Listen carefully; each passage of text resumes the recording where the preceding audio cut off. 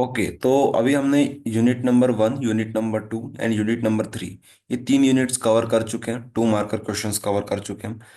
आज हमारे पास जो टारगेट रहेगा वो ये रहेगा कि रिमेनिंग जितने भी हमारे पास यूनिट बची हुई है उनको हम फिनिश करें।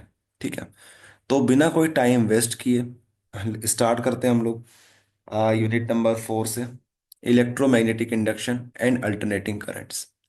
ठीक है, electromagnetic induction and alternating currents. आप लोग सभी अपनी कॉपी पेन निकाल लीजिए। जो चीज़ें नोट करने की हो आप नोट करते चलिएगा साथ में। ठीक है। हाँ, तो हम लोग बात कर रहे थे electromagnetic induction and alternating currents की। यहाँ पे जो 2 नंबर के हमारे लिए इंपॉर्टेंट क्वेश्चंस हो सकते हैं वो हम लोग डिस्कस करेंगे। तो अभी तक हमने यूनिट 1, यूनिट 2, यूनिट 3 देख चुके हैं। इसके 2 मार्कर क्वेश्चंस कंप्लीट कर चुके हैं। हमारा टारगेट है कि टॉप 50 क्वेश्चंस हम लोग कंप्लीट फिजिक्स से उठाएं और उनको कवर करें। ओके, सो हमारे पास पहला क्वेश्चन आता है, व्हाट इज इलेक्ट्रोमैग्नेटिक इंडक्शन। ठीक है, ये हमारे लिए इंपॉर्टेंट क्वेश्चन है। फिर हम लोग देखेंगे एक्सप्लेन लेंस लॉ, बहुत इंपॉर्टेंट क्वेश्चन है। और यही क्वेश्चन हमारे 3 नंबर के लिए भी होता है, इवन 4 नंबर में भी क्वेश्चन आ जाता है। फिर हमारे पास आएगा differentiate between resistance, reactance and impedance. Okay, ये हम लोग कवर करेंगे। नेक्स्ट हमारे पास रहेगा what is resonating electric circuit, what are its type. Okay, ये देखेंगे। फिर लास्ट हम लोग देखेंगे एट्थ क्वेश्चन जो है हमारे पास, what do you mean by magnetic flux, write its SI unit and dimension formulas. अच्छा, एक और क्वेश्चन है हमारे पास, write any two cause of energy loss in transformer. एक एक करके देखते हैं, टाइम हमारे पास कम रहेगा आज भी। हम चाहेंगे कि जितने भी हमारे पास क्वेश्चंस हों वो सारे हम लोग कवर कर लें। तो आप लोग भी थोड़ा सहयोग कीजिएगा, समझने की कोशिश कीजिएगा। पहला क्वेश्चन हमारे पास आता है, व्हाट इज इलेक्ट्रोमैग्नेटिक इंडक्शन। क्या होता है इलेक्ट्रोमैग्नेटिक इंडक्शन।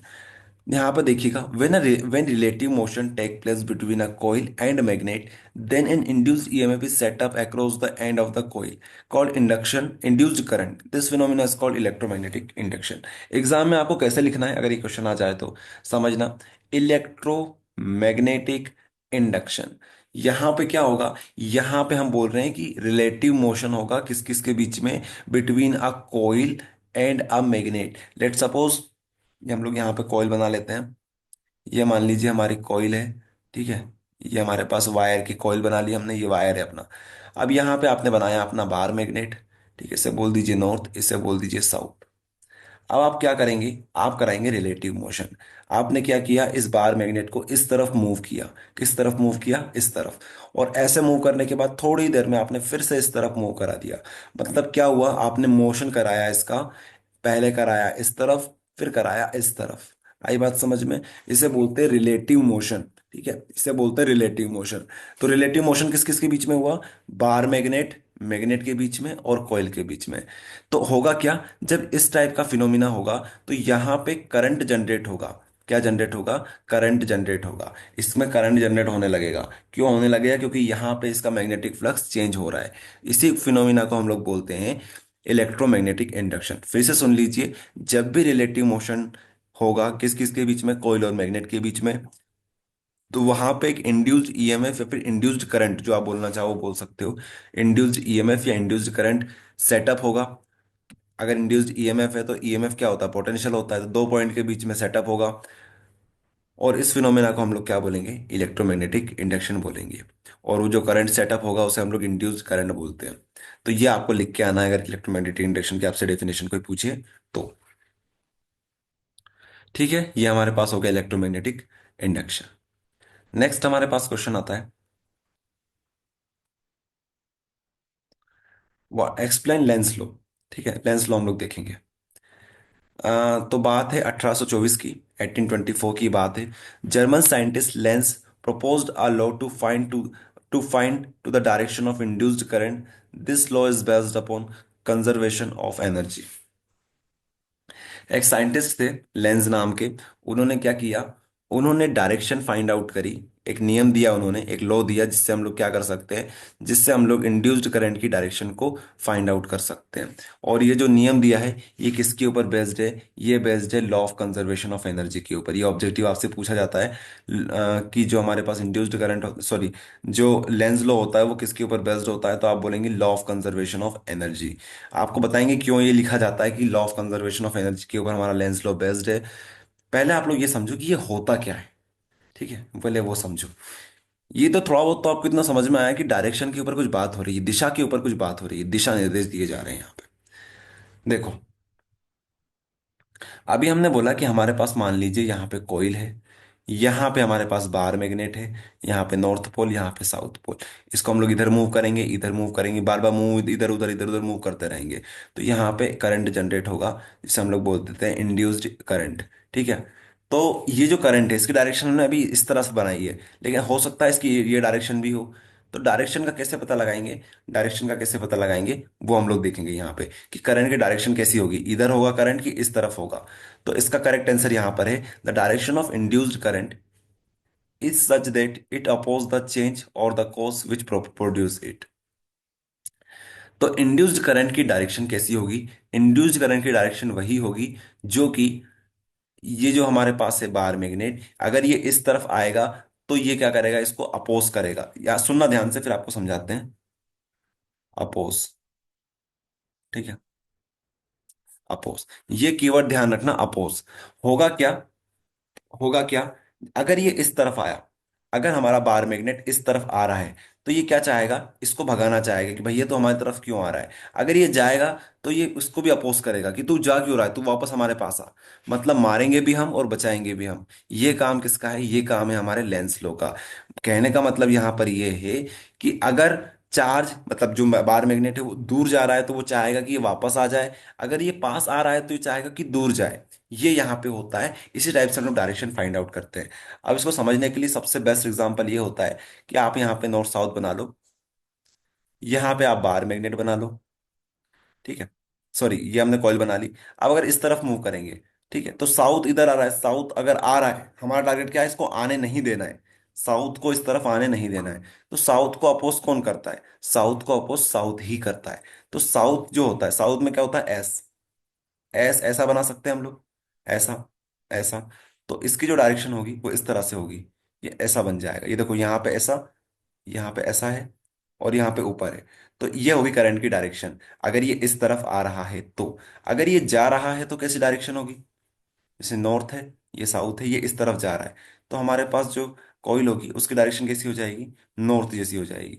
मतलब ये इस तरफ है, तो अब ये क्या हो जाएगा, ये इस तरफ हो जाएगा, इस तरफ, ऐसी डायरेक्शन हो जाएगी अगर जा रहा है तो। तो ये हमेशा अपोज करेगा, अपोज करेगा चेंज को, जिसके द्वारा वो बन रहा है। करंट किसके द्वारा बन रहा है, करंट बन रहा है रिलेटिव मोशन के द्वारा। तो रिलेटिव मोशन को ही वो अपोज करेगा। ठीक है, रिलेटिव मोशन को ही वो अपोज करेगा। इसको ऐसे भी समझ सकते हो, कुछ लोग ऐसा बोलते हैं इसको कि सन किल्स फादर, सन किल्स फादर, सन किल्स फादर, मतलब जिसने उसको पैदा किया है वो उसी को किल करेगा। यहां पर ये बताया जा रहा है, the direction of induced current is such that it oppose the change और the cause which produced is, जिसने उसको प्रोड्यूस किया है, जिसकी वजह से वो बना है, उसी को वो अपोज करेगा। आई बात समझ में, ये होता है लेंस का लो। समझ में आई डायरेक्शन कैसे बताना है, डायरेक्शन बताना है कि उसको अपोज करेगा, सिंपल सी बात है। अभी law of conservation of energy को ये फॉलो करता है। कैसे करता है आप लोग खुद सोचिए यार। अगर आप लोग रिलेटिव मोशन टेक प्लेस कराओगे, यहां से इसको इधर ले जाओगे, तो आप क्या कर रहे हो, आप वर्क कर रहे हो। कौन सा वर्क कर रहे हो, मैकेनिकल वर्क कर रहे हो। आप मैकेनिक की तरह काम कर रहे हो एक तरीके से। ठीक है, तो मैकेनिकल वर्क किस में कन्वर्ट हो रहा है, ये इलेक्ट्रिक वर्क में कन्वर्ट हो रहा है। ठीक है, तो मैकेनिकल वर्क इलेक्ट्रिक वर्क में कन्वर्ट हो रहा है, इसी को क्या बोलते हैं, इसी को तो law of conservation of energy बोल रहे हैं, कि energy is neither be created nor be destroyed, transmit from one place to another, one form to another form. बस यही बात है। चलो ये हो गया हमारे पास फिनिश, ज्यादा हम डीप में नहीं जाएंगे यार। जितना जितना आपको पढ़ाया जाए उतना बस करते जाओ। एग्जाम के पॉइंट ऑफ व्यू से हम लोग चल रहे हैं, यहाँ पे हम लोग नॉलेज गेन करने नहीं बैठे हैं, क्योंकि अब वो टाइम गया जब हम लोग नॉलेज गेन कर सकते थे। अब तो अपना टारगेट ये होना चाहिए कि कैसे हम लोग परसेंट बना सकते हैं, क्या चीज़ हमारे एग्जाम एग्जाम में काम आएगी, क्या चीज़ हमारे परसेंट को बूस्ट कर सकती है। Difference between resistance, reactance and impedance, important है ये भी। देखो, हमने जो नोट्स आप लोगों के लिए बनाए हैं ना, वो हर एक चीज को देखते हुए बनाए, ऐसा नहीं कहीं से भी टाप दिया, कहीं से भी चिपका दिया।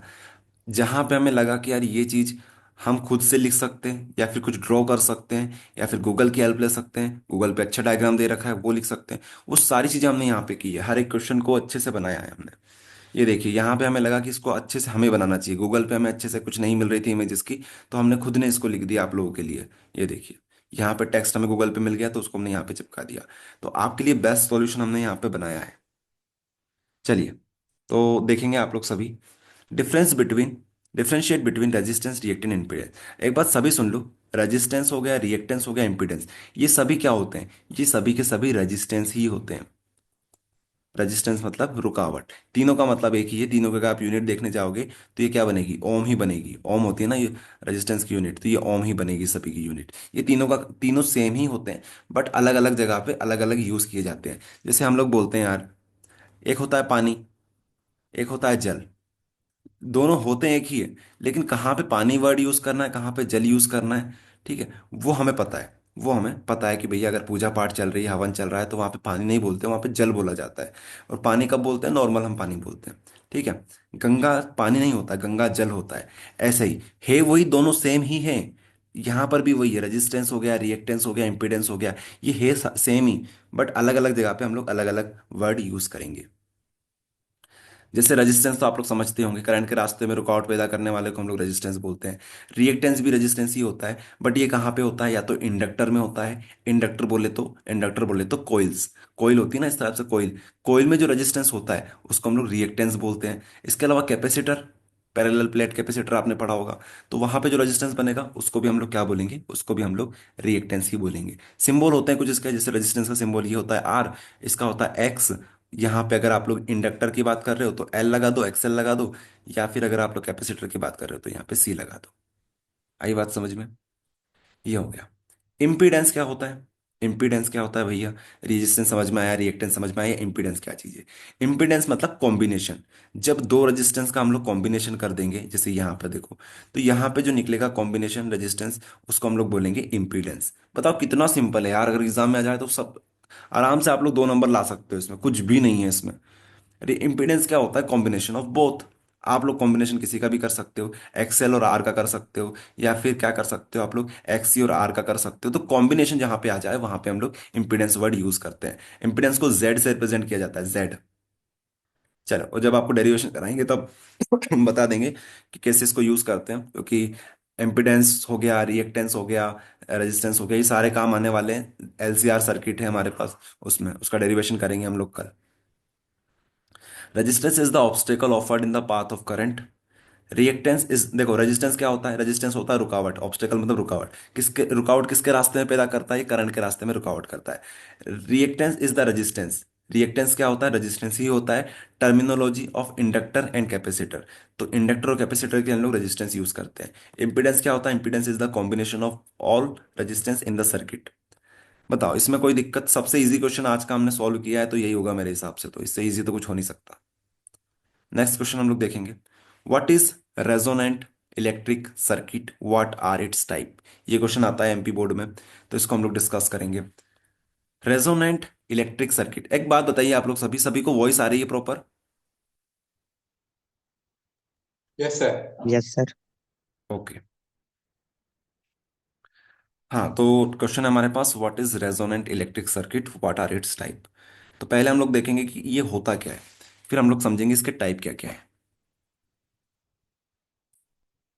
Resonance circuit in an alternating current if the phase of applied potential difference and the current flowing in the circuit are same। क्या बोला गया है यहाँ पे? दो चीजें सेम बोली गई है, सेम वर्ड यूज हुआ है। किसके लिए सेम वर्ड यूज हुआ है? इन इलेक्ट्रिक अल्टरनेटिंग करंट, मतलब एसी करंट की यहाँ पे बात हो रही है। पूरे चैप्टर में हम लोग एसी की बात करेंगे, जब एसी चैप्टर पढ़ते हैं तो उसमें एसी एसी यूज होता है। If the phase of applied potential difference and current, अगर इन दोनों का फेज डिफरेंस कैसा हो? सेम हो। मतलब अगर हम वेव बनाएं, ये करंट की वेव है, और तो हमारे पास करंट की वेव हो गई है, करंट की वेव। और अगर हम लोग पोटेंशियल डिफरेंस की वेव बनाएं तो वो भी ऐसी ही बनेगी। मतलब यहाँ पे कोई भी डिफरेंस नहीं होगा। यहाँ पे जो फेज डिफरेंस होगा, अगर यहाँ पे 0 है तो यहाँ पे 0, यहाँ पे 90 है तो यहाँ पे 90, मतलब कोई फेज डिफरेंस नहीं होगा। तो यहीं पे बोला जा रहा है कि यहाँ पे कोई फेज डिफरेंस नहीं होगा। If the phase of applied potential difference and the current flowing in the circuit are same, अगर V और I potential difference and current का फेज डिफरेंस कैसा होगा? सेम होगा, then the circuit is called resonating circuit. तो उस circuit को हम लोग क्या बोलेंगे? रेजोनेंस सर्किट बोलेंगे। क्या बोलेंगे? Resonance circuit. तो अगर आपसे कोई एक वर्ड में पूछे या फिर कुछ शब्दों में पूछे तो आप क्या बोलोगे कि भैया रेजोनेंट इलेक्ट्रिक सर्किट कुछ नहीं होता है, उसमें क्या होता है? उसमें बस फेज डिफरेंस सेम होता है, पोटेंशियल डिफरेंस का और करंट का। इसी को हम लोग इलेक्ट्रॉन और जो सर्किट बनता है हमारे पास उसी को हम लोग बोल देते हैं रेजोनेंट इलेक्ट्रिक सर्किट। इसमें क्या है, और ये बात होगी। और इस फिनोमिना को क्या बोलते हैं, इस पूरी प्रोसेस को क्या बोलते हैं, इसको बोलते हैं रेजोनेंस। फिजिक्स में रेजोनेंस अलग होता है, केमिस्ट्री में रेजोनेंस अलग होता है, ठीक है। Resonance LCR circuit are of two type. अब रेजोनेंस सर्किट कितने टाइप के हो सकते हैं, दो प्रकार के हो सकते हैं। सीरीज रेजोनेंस हो सकता है या पैरेलल रेजोनेंस हो सकता है। बहुत इजी क्वेश्चन है यार, इसमें 2 नंबर के क्वेश्चन तो बहुत इजी है इस चैप्टर के। चलो ये हो गया हमारे पास क्वेश्चन फिनिश। नेक्स्ट हमारे पास है what do you mean by magnetic flux, write the SI unit and dimension formula of it. Magnetic flux, electric flux पढ़ाया था आपको, ऐसे मैग्नेटिक फ्लक्स है। Magnetic flux, the number of magnetic lines of force passing through passing through normally area in a magnetic field called magnetic flux, it is denoted by phi B. मान लीजिए हमारे पास एक area है, ये एक area हो गया, ठीक है, सरफेस एरिया हमारे पास। यहां से मैग्नेटिक लाइंस पास हो रही है इस तरीके से, इससे ये इस तरीके से पास हो रही है। तो ये जो लाइंस है ये कैसी पास होनी चाहिए इस एरिया से, ये परपेंडिकुलरली पास होनी चाहिए, मतलब नॉर्मली पास होनी चाहिए, नॉर्मल बोल दो या परपेंडिकुलर। यहाँ पे सरफेस, अगर ये सरफेस है और ये लाइन है तो इसके बीच का जो एंगल होगा, ये सरफेस ये लाइन, तो इसके बीच का जो एंगल होगा वो 90 डिग्री का होना चाहिए, ठीक है। इससे बोलते हैं नॉर्मल एरिया। तो नॉर्मली होनी चाहिए, लाइन जो होनी चाहिए हमारी वो नॉर्मली पास होनी चाहिए। तो इस तरह से हम लोग क्या बोलेंगे कि जितनी नंबर ऑफ लाइंस पास होगी नॉर्मली, हो सकता है लाइंस ऐसे पास हो जाए ऐसे पास हो जाए, बट उनको कैलकुलेट नहीं करेंगे। हम सिर्फ उन लाइन को कैलकुलेट करेंगे जो नॉर्मली पास हुई है एक पर्टिकुलर एरिया से। ओके, सो इसे हम बोलते हैं मैग्नेटिक फ्लक्स। तो number of magnetic lines of force passing through normally area in a magnetic field called magnetic flux, और इसको डिनोट करते हैं फाई बी से। फाई बी, तो ये मैग्नेटिक फ्लक्स हो गया। इलेक्ट्रिक फ्लक्स पूछे तो सेम लिखना, बस यहाँ पे मैग्नेटिक जहां जहां पे लिखा है उसको इलेक्ट्रिक कर लेना, ठीक है। यहाँ पे मैग्नेटिक, यहाँ पे इलेक्ट्रिक कर लेना, इलेक्ट्रिक कर लेना, और यहाँ पे फाई बी की जगह फाई ई लिख लेना। और इसका फॉर्मूला क्या बनेगा, ये बनेगा phi B equals to B magnetic lines of force into area, और cos थीटा लगा देना क्योंकि हम लोग यहाँ पर एंगल की बात कर रहे हैं। फाई बी, सॉरी बी ए cos थीटा, ये आपको याद करना है। हमसे यूनिट भी पूछिए, तो इसकी जो यूनिट होती है बहुत इंपॉर्टेंट है, वो है वेबर, ठीक है। वैसे तो यूनिट क्या होगी, बी जो होता है मैग्नेटिक फील्ड होती है जो हमारे पास, magnetic field intensity of electric field, magnetic field जो होती है उसकी होती है टेस्ला यूनिट। और हमारे पास जो एरिया होता है वो मीटर स्क्वायर में होता है, थीटा की तो कोई वैल्यू होती नहीं है। तो ये हमारे पास यूनिट बनती है tesla into metre square. But ये जो यूनिट है ये एग्जाम में नहीं पूछी जाती है, वो आपसे पूछते हैं कि इसको ओवरऑल क्या बोलते हैं। इसे बोलते हैं वेबर। बहुत बहुत बहुत इंपॉर्टेंट है ऑब्जेक्टिव के पॉइंट ऑफ व्यू से, बहुत बार आ रखा है डायरेक्ट क्वेश्चन, चेक कर लेना पीवाई क्यूज। वेबर होती है इसकी यूनिट, वेबर क्या होती है इसकी यूनिट होती है। अब इसका जो डायमेंशन फॉर्मूला है वो हम आपको एक साथ करा देंगे, डायमेंशन फॉर्मूला एक साथ आपको करा देंगे। किसी को करना है तो कर लेना। बाकी डायमेंशन फॉर्मूला हम लोग सारे जितने भी हमारे पास इंपॉर्टेंट कॉन्सेप्ट हैं, उन जितने भी जहाँ पे भी डायमेंशन फॉर्मूलाज यूज हो रहे हैं उन सबके आपको एक साथ करा देंगे। ओके, चलो तो लास्ट क्वेश्चन है इस चैप्टर का। Write any two causes of energy loss in transformer. Transformer में write any two cause of energy loss in transformer. Transformer में एनर्जी जो लॉस होती है, ट्रांसफॉर्मर समझते हो आप लोग, सभी नहीं समझते हो। ट्रांसफॉर्मर बोले तो अपने जो घरों में लाइट जहाँ से आती है जिसको हम लोग नॉर्मली डीपी बोलते हैं, डीपी, ठीक है। तो वो डीपी जो होती है, डीपी आवाज क्यों करती है, मतलब उसमें आपने बहुत तरह के लॉसेस देखे होंगे या फिर नहीं देखे हैं तो अब देख लेना। होता क्या है यार, जो ट्रांसफॉर्मर होता है वो अपने को एनर्जी तो प्रोवाइड करता है, बट बहुत सारी एनर्जी ऐसी होती है जो उसके पास आती है, बड़े सोर्स से उसके पास आती है, उसके उससे हमारे पास आती है। तो जब बड़े सोर्स से उसके पास आती है ना, तो वहां पे एनर्जी का लॉस हो जाता है, बहुत ज्यादा एनर्जी का लॉस हो जाता है। मतलब वहां से चलिए 100 वॉट की एनर्जी तो हमारे उसके पास कितनी आएगी, 90 वॉट की एनर्जी आएगी। ऐसा क्यों हो रहा है, इसको हम लोग समझेंगे, इसके कारण देखते हैं। हमसे 2 कारण पूछे जा रहे हैं, लेकिन हमने तो शायद 4 कारण दे रखे हैं इसमें। यहाँ तो 3 कारण मेंशन है, लेकिन हमने नोट्स में 4 कारण लिखवा रखे हैं। तो सिंपल से भाषा में बात करें कौन कौन से कारण हैं, तो सबसे पहला लॉज है copper loss. The coil of transformer are made up of wire of copper. तो देखो, हमारे पास जो ट्रांसफॉर्मर होता है उसकी जो कॉइल्स होती है वो किसकी बनी हुई होती है, कॉपर की बनी हुई होती है, तो it has definitely some resistance. अब कॉपर की बनी है तो उसमें रेजिस्टेंस भी होगा। So according to the Joule's law of heat production, some part of electric energy is loss in the form of heating energy. अब जहाँ पे रेजिस्टेंस होगा, जिस वायर में रेजिस्टेंस होगा, जिस कोयल में रेजिस्टेंस होगा, उसमें क्या होगा, वो हीट करेगा, गर्म करेगा। तो ऐसे में जो ट्रांसफार्मर होता है वो बहुत ज़्यादा गर्म हो जाता है। कभी कभी देखा होगा ना, कभी फूट जाते हैं ट्रांसफार्मर्स। तो वो क्यों होते हैं? बहुत ज़्यादा हीट होने के कारण। हीट क्यों होते हैं? क्योंकि वहाँ पे रेजिस्टेंस होता है बहुत ज़्यादा। तो ये कारण लिख देना कि भैया जो कॉपर होती है, कॉपर लॉस यहाँ पे देखा जाता है। कॉपर लॉस क्यों होता है? क्योंकि यहाँ पे रेजिस्टेंस होता है, रेजिस्टेंस की वजह से हीट एनर्जी प्रोड्यूस होती है। तो अपनी भाषा में इसको लिख लेना। तो इसका सॉल्यूशन क्या है? इसको इसको कैसे हम लोग सॉल्व कर सकते हैं कॉपर लॉस को? तो लिखा हुआ है, to avoid this kind of loss thick wire of copper must be use. तो आपको मोटे वायर यूज करना चाहिए। मोटे वायर में क्या होता है? रेजिस्टेंस कम होता है, पढ़ा था ना हमने। मोटे वायर में रेजिस्टेंस कम होता है, तो मोटे वायर यूज कर लो। इससे क्या होगा, वो इतनी आसानी से हीट नहीं होगा और रेजिस्टेंस उसमें कम पैदा होगा, मतलब कम रहेगा रेजिस्टेंस उसका। अगला है मैग्नेटिक फ्लक्स लीकेज। हो सकता है यार, मैग्नेटिक फ्लक्स में लीकेज क्यों नहीं हो सकता है? ये तो बहुत कॉमन वाली बात हो गई। जैसे हमारे पास ये हो गया, हमारे पास दो coils, primary coil and secondary coil.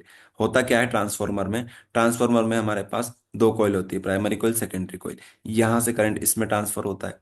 तो होगा क्या, ऐसा डायरेक्ट ट्रांसफर नहीं होता है। इसमें क्या होता है, यहाँ पे लगता है हमारे पास फंडा अपना, वही इलेक्ट्रोमैग्नेटिक इंडक्शन वाला। कि यहाँ से क्या, सॉरी, म्यूचुअल इंडक्शन वाला प्रिंसिपल लगता है यहाँ पे। यहाँ से करंट यहाँ पे ट्रांसफर होता है। तो होगा क्या कि यहाँ से हमारे पास मैग्नेटिक लाइंस बनेगी इस तरीके से। मैग्नेटिक लाइंस यहाँ से यहाँ जाएगी, मैग्नेटिक फील्ड लाइंस इसमें परपेंडिकुलरली जितनी पास करेगी, उतने ही हमारे पास मैग्नेटिक फ्लक्स बनेगा। जितना मैग्नेटिक फ्लक्स बनेगा, उतना ही हमारे पास क्या बनेगा, करंट बनेगा। तो कहा यह जा रहा है कि भैया हो सकता है कुछ लाइंस ऐसी चली गई हो, कुछ फ्लक्स ऐसा चला गया हो, बहुत कम फ्लक्स होगा जो सीधा सीधा जाएगा, 90 डिग्री से जाएगा।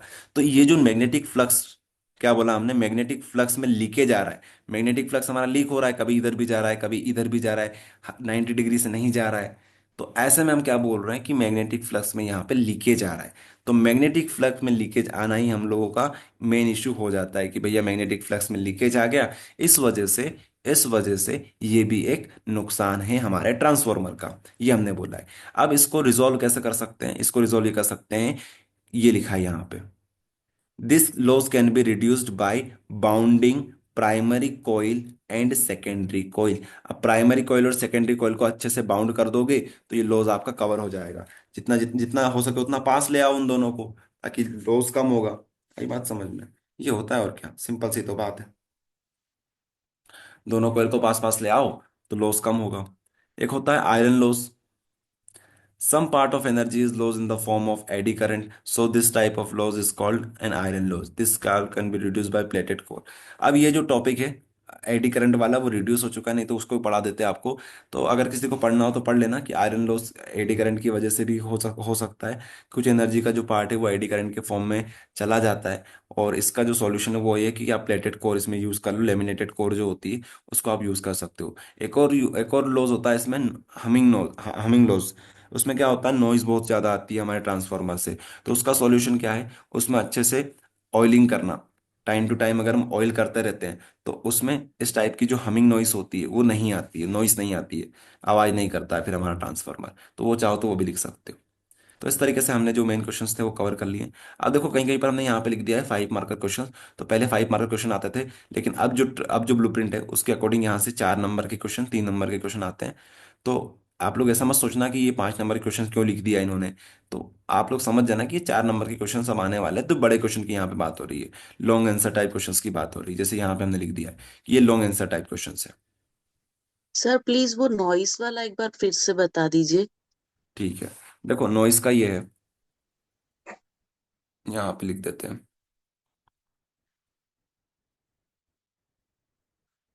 नॉइस ट्रांसफार्मर में क्यों आती है? नॉइस का रीजन ये होता है कि भैया इतना हैवी सिस्टम है अपने पास। वहां पे क्या होगा, जब जो हमारे पास मैग्नेटिक फ्लक्स होता है उसमें चेंजेस आएंगे, तो वहां पे नॉइस ऑल प्रोड्यूस होगी टाइम के साथ साथ। इवन वहां पे रेजिस्टेंस भी होता है, ये भी एक रीजन हो सकता है नॉइस का। तो नॉइस ट्रांसफार्मर से आती है, आप जाके देखना चाहो तो ट्रांसफार्मर के पास जाओगे तो वहां पे एक आवाज आती है ट्रांसफार्मर की। तो वो भी हमारे लिए नॉइज, वो भी हमारे पास एक, वो भी हमारे पास क्या है, एक लॉज है, नॉइज लॉज इसको हम लोग बोल सकते हैं। अब इसको हम लोग कैसे करके रेक्टिफाई कर सकते हैं? तो रेक्टिफाई करना काफी आसान है। जब भी हमारे पास किसी चीज में नॉइज आती है, मतलब किसी का घर्षण होता है, तो हम लोग क्या करते हैं, हम लोग उसमें ऑयलिंग कर देते हैं। तो इसका सिंपल सा आंसर है कि आप क्या करो, ऑयलिंग करो इसकी, ठीक है, ऑयलिंग करो। ये हमारे पास इसका क्या हो जाएगा, इसका सॉल्यूशन हो जाएगा नॉइस इशू का। एक काम करना, अगर किसी को इसका थियोरेटिकल पार्ट देखना है, वैसे तो हमने पूरा का पूरा एक्सप्लेन कर दिया, यही वहां पे लिखा हुआ है। तो नोट्स में चेक करना, नोट्स में ये जो है अपना एनर्जी लॉस, वो वहां पे कवर किया हुआ है हमने, देख लेना। अब ये सारे के सारे हमारे पास लॉन्ग आंसर टाइप क्वेश्चन है, इनको हम लोग देखेंगे एक साथ। अब हम लोग नेक्स्ट चैप्टर पे मूव करेंगे।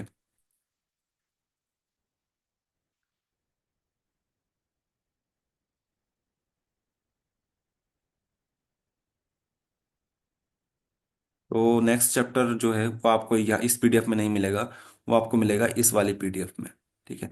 क्योंकि हमने इसको बाद में ऐड किया है, तो आप लोग चेक कर लेना। ये वाला जो चैप्टर है अपना इलेक्ट्रोमैग्नेटिक वेव्स, इसको हमने बाद में ऐड किया था, इस वजह से इसको हमने बाद में ऐड किया है। एक काम करते हैं, फटाफट फटाफट से इसमें हम लोग हाईलाइट कर लेते हैं क्वेश्चंस को।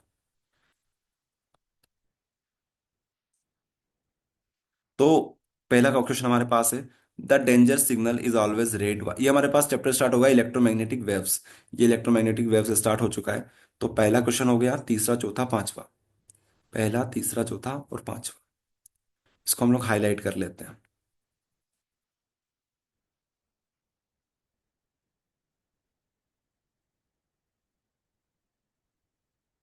पहला क्वेश्चन हमारे लिए मोस्ट इंपॉर्टेंट है, तीसरा क्वेश्चन हमारे लिए इंपॉर्टेंट है।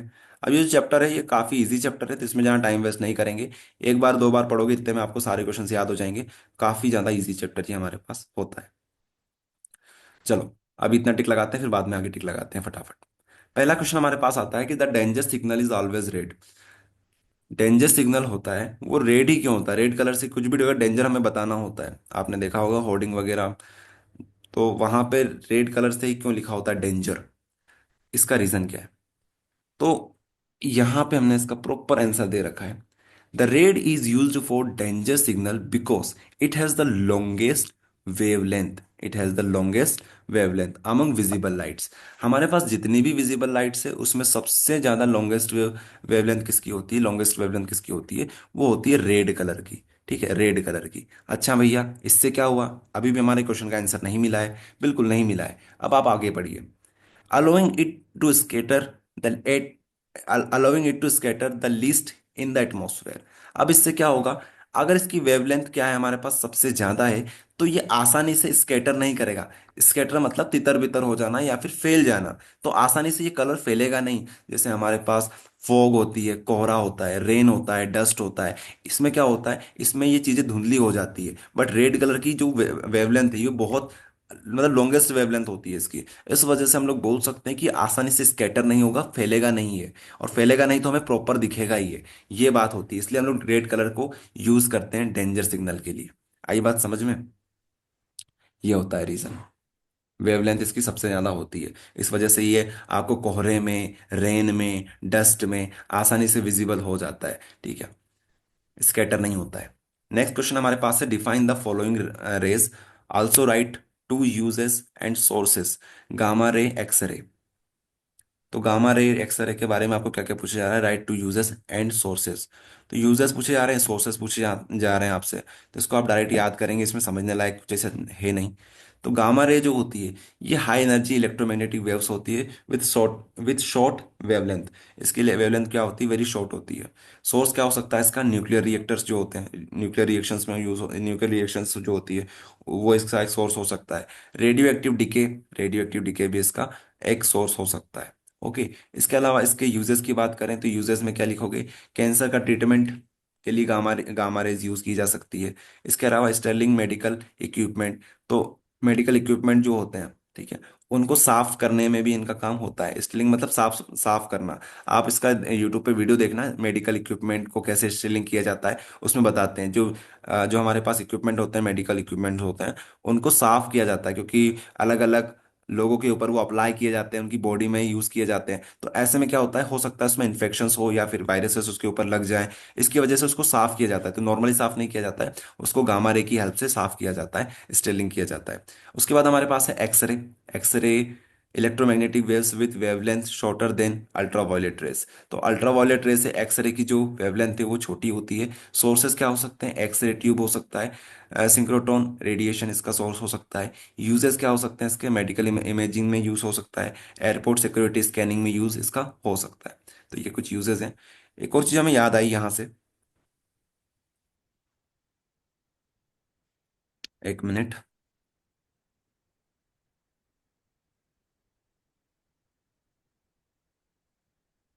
हम्म,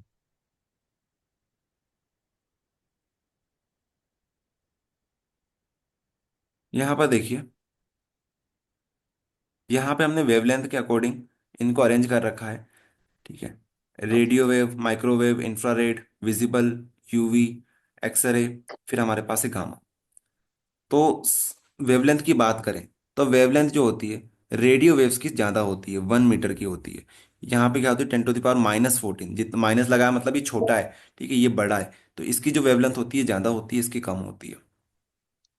इसको याद करने का तरीका ऐसा है, अगर आप नीचे से याद करते हो, गाड़ी एक्स यूवी, एक्स यूवी, गाड़ी एक्स यूवी इन माई रेंज, गाड़ी एक्स यूवी इन माई रेंज, इन माई रेंज, गाड़ी एक्स यूवी इन माई रेंज, गाड़ी एक्स यूवी इन माई रेंज, ऐसे आप लोग इसको याद कर सकते हो।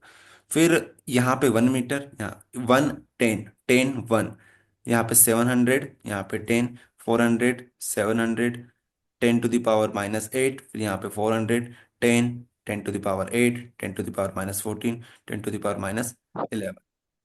ठीक है, ये यहाँ पर एक नॉर्मल फंडा है। अब इसको आपको डायरेक्ट याद करना हो तो डायरेक्ट याद कर लो। इसकी ऐसे तो मेजर ट्रिक तो नहीं होती है, बट आप ऐसा देख सकते हो कि यहाँ पे जो यूज हुए हैं वो 3, 8, 11, 14 में मेजरली यूज हुए हैं। ठीक है, तो ऐसा करके आप देख सकते हो। बाकी डायरेक्ट एस टाइप का क्वेश्चन नहीं आता है। जो आपको याद करना है वो विजिबल की याद कर लेना, कि विजिबल जो होता है वो 400 nm से लेकर 700 nm तक हो सकती है उसकी वेवलेंथ। ठीक है, बाकी तो ठीक है, पढ़ना हो तो पढ़ सकते हो। इतना याद रखना कि रेडियो वेव्स जो होती है उसकी वेवलेंथ सबसे ज्यादा होती है, गामा की सबसे कम होती है। ठीक है, यहाँ पे अगर आप किसी एक साथ पढ़ना चाहो कि सोर्स क्या इसका है, इसके अलावा इसकी प्रॉपर्टीज क्या है, यूजेस क्या है, तो आप यहाँ से एक साथ भी पढ़ सकते हो। ये सारा आप कुछ आपको प्रोवाइड कर दिया हमने वहाँ पर। इसके अलावा कुछ एक्स्ट्रा क्वेश्चंस यहाँ से बनते हैं, वो आप लोग पढ़ लेना। ऑब्जेक्टिव टाइप क्वेश्चन है तो ऑब्जेक्टिव में आपको ये मिल जाएंगे। Rays used as germ killer. तो एक यूवी रेज जो होती है वो जर्म को किल करने के लिए यूज की जाती है। मैक्सिमम फ्रीक्वेंसी किसकी होती है, रेडियो वेव्स की हमारे पास मैक्सिमम फ्रीक्वेंसी होती है। जिसकी फ्रीक्वेंसी सबसे ज्यादा होगी उसकी वेवलेंथ सबसे कम होगी। ठीक है, टू डिस्ट्रॉय माइक्रो ऑर्गेनिज्म तो अल्ट्रावायलेट रेडिएशन हम लोग यूज करते हैं। विजिबल रीजन वेवलेंथ कितनी होती है, 4000 से लेके 7,800 एंगस्ट्रॉम की होती है। ठीक है, चलो इसके बाद यहाँ पे आ जाइए। Name the radiations of minimum and maximum wavelength in the electromagnetic spectrum, also right uses. तो मिनिमम वेवलेंथ किसकी होती है, आपको बताया गामा रे की सबसे मिनिमम होती है। मैक्सिमम किसकी होती है, रेडियो वेव्स की होती है। यूजेस जो आपने ऊपर लिखे थे, ठीक है, स्टेलाइजेशन लिखा था, मेडिकल इक्विपमेंट का, कैंसर ट्रीटमेंट आप लिख सकते हो इसमें। मैक्सिमम वेवलेंथ होती है रेडियो एक्टिव वेव्स की। तो कम्युनिकेशन में यूज किया जाता है रेडियो। देखो रेडियो रेडियो वेव से तो बना है रेडियो, टीवी वगैरह में, रडार सिस्टम्स में यूज होता है। उसके बाद नेक्स्ट क्वेश्चन है हमारे पास, what do you mean by displacement current, write its expression. ये इंपॉर्टेंट है और इसको थोड़ा समझना पड़ेगा आपको, समझाते हैं। Displacement current is term used to describe the changing electric field in a capacitor that creates magnetic field similar to the real current. Displacement current is a term used to describe the changing electric field in a capacitor that creates magnetic field. देखिए, ये capacitor है, capacitor समझते हो इस तरह से। अब ये जो कैपेसिटर है, लेट सपोज यहाँ पे पॉजिटिव चार्ज है, पॉजिटिव कैपेसिटर इस तरह से पॉजिटिवली चार्ज इस तरफ, यहाँ पे हमारे पास नेगेटिव चार्ज जनरेट हो।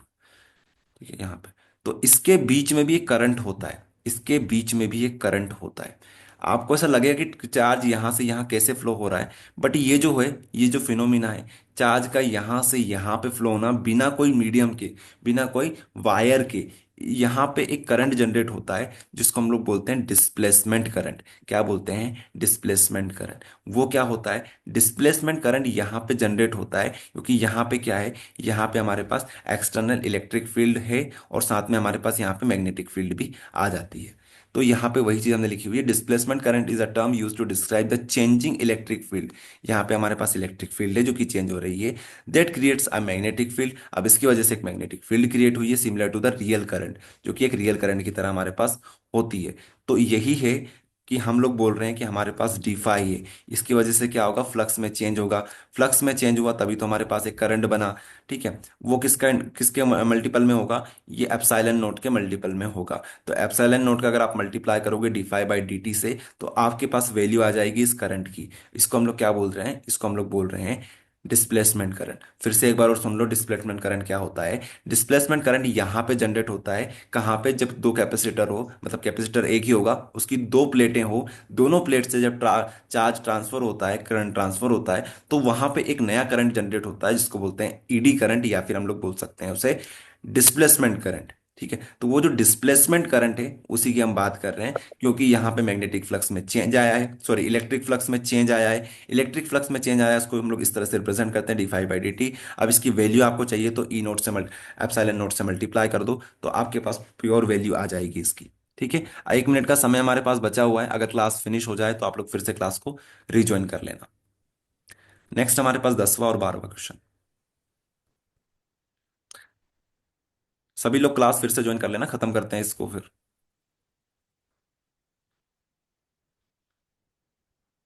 10वां क्वेश्चन हमसे बोल रहा है, why are bulb of ultraviolet rays made up of quartz and not glasses. ठीक है, तो बल्ब जो होते हैं हमारे घरों में, जो बल्ब लगे होते हैं, वो ग्लास के क्यों नहीं बने होते हैं? ठीक, क्वार्ट्ज के क्यों बने हुए होते हैं? तो इसका रीजन क्या है, इसको हम लोग देखेंगे। अगर क्लास फिनिश हो जाए तो आप लोग ज्वाइन कर लेना, 1 मिनट का समय हमारे पास बचा हुआ है। जैसे ही क्लास फिनिश होती है वैसे ही हम लोग फिर से इस क्वेश्चन को डिस्कस करेंगे। Quartz allows ultraviolet rays to pass through the efficiently. अब क्वार्ट्ज जो होते हैं वो क्या होते हैं? वो आसानी से अल्ट्रावायलेट रेस को अपने अपने से अंदर से पास होने देते हैं, जबकि ग्लास जो होता है उसको एब्जॉर्ब कर लेता है। इसलिए हम लोग ग्लास यूज नहीं करते हैं, क्योंकि हमें तो लाइट चाहिए भैया। तो लाइट अगर हमें चाहिए तो लाइट को पास भी होने देना चाहिए, तो ये आसानी से पास होने देगा। जो ग्लास होता है वो एब्जॉर्ब कर लेता है, खुद ही एब्जॉर्ब कर लेगा, तो हमें क्या मिलेगा? कुछ नहीं मिलेगा क्या?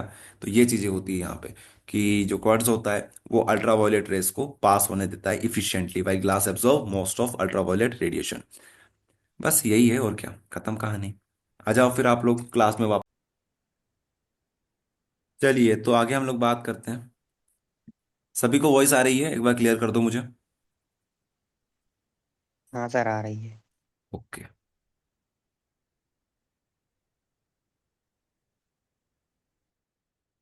हाँ, तो नेक्स्ट क्वेश्चन हमारे पास है, explain how the ozone layer is crucial for animal survival on the earth. तो इसको भी समझाने की जरूरत है क्या? ओजोन लेयर, ओजोन लेयर हमारे लिए क्यों महत्वपूर्ण है? क्लास 9th में, क्लास 10th में, क्लास 11th में, अब 12th में, ओजोन लेयर के बारे में तो हम बचपन से पढ़ते आ रहे हैं। The ozone layer absorbs harmful ultraviolet rays radiation from the sun, preventing it from reaching Earth's surface. This protecting living organism from DNA damage, skin cancer, and other health issues, ensuring their survival. तो ozone layer हमारे लिए बहुत महत्वपूर्ण है यार। Ultraviolet rays जो होती है सूरज के पास से जो आती है, हार्मफुल अल्ट्रावायलेट रेज, उसको वो एब्जॉर्ब कर लेती है। इससे हमारे लिए क्या फायदा है? इससे हमारे लिए ये फायदा है कि हमारे हमें जो खतरनाक बीमारी हो सकती थी वो हमें नहीं होती है। खतरनाक बीमारी कौन कौन सी, फेटल डिसीज कौन कौन सी हो सकती थी हमें? डीएनए डैमेज हमारा हो सकता था, स्किन कैंसर हो सकता था हमें, और अदर हेल्थ इश्यूज हमें हो सकते थे अगर डायरेक्ट ओजोन लेयर हमारे शरीर पे पड़ती है तो। लेकिन इसके लिए हमें प्रोटेक्ट कौन करता है? ओजोन लेयर प्रोटेक्ट करता है। आई थिंक इतना काफी है, आगे बढ़ते हैं। तो ये चैप्टर भी हमारा हो गया फिनिश। नेक्स्ट हमारे पास है यूनिट 6, ऑप्टिक्स। ये ऑप्टिक्स पे हम लोग आते हैं, ऑप्टिक्स पे आएंगे हम लोग, लेकिन ऑप्टिक्स से पहले हम लोग ये वाले चैप्टर्स कर लेते हैं, ड्यूअल नेचर और बाकी चैप्टर्स। फिर हम लोग ऑप्टिक्स पे आते हैं, क्योंकि ऑप्टिक्स से मेजरली 3 नंबर के और 4 नंबर के क्वेश्चंस ज़्यादा इंपॉर्टेंट होते हैं। अगर हमारे पास आज की क्लास में टाइम फिनिश हो जाता है तो अपन लोग जब ऑप्टिक्स पढ़ेंगे तो वहाँ पे आपको शॉर्ट क्वेश्चंस एक साथ करा देंगे, क्योंकि उसमें टाइम हमें अच्छा खासा देना पड़ेगा। चलो, तो ऑप्टिक्स को करो अभी बाय बाय, और आगे देखते हैं ड्यूअल नेचर ऑफ रेडिएशन को।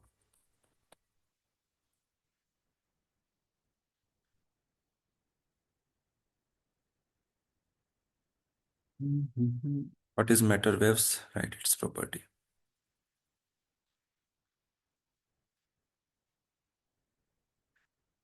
चलिए, ड्यूअल नेचर ऑफ रेडिएशन। तो इसमें हमारे पास पहला क्वेश्चन है, explain photo electric effects and it's law. देखो, चैप्टर बहुत छोटा है, तो आप लोग पूरा फोकस करना, तो आपको सारी चीजें समझ में आ जाएगी। The phenomena of emission of electron from the surface of metal when the light radiation of suitable frequency or wavelength incident on metallic surface called photoelectric effect। यहाँ पे कुछ वर्ड यूज हुए हैं, आपको डायग्राम भी समझाएंगे, पर कुछ वर्ड आप लोग ध्यान रखना जो हम लोग बार बार रिपीट करेंगे यार।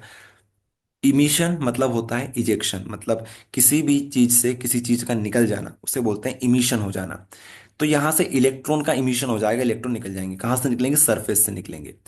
when the light of radiation of suitable frequency और वेवलेंथ, कब निकलेंगे इलेक्ट्रॉन्स, कब निकलेंगे सरफेस से? तब निकलेंगे जब एक सुटेबल फ्रिक्वेंसी या वेवलेंथ हमारे की लाइट लाइट रेडिएशन उसके ऊपर हिट करती है on the metallic surface called photo electric effect.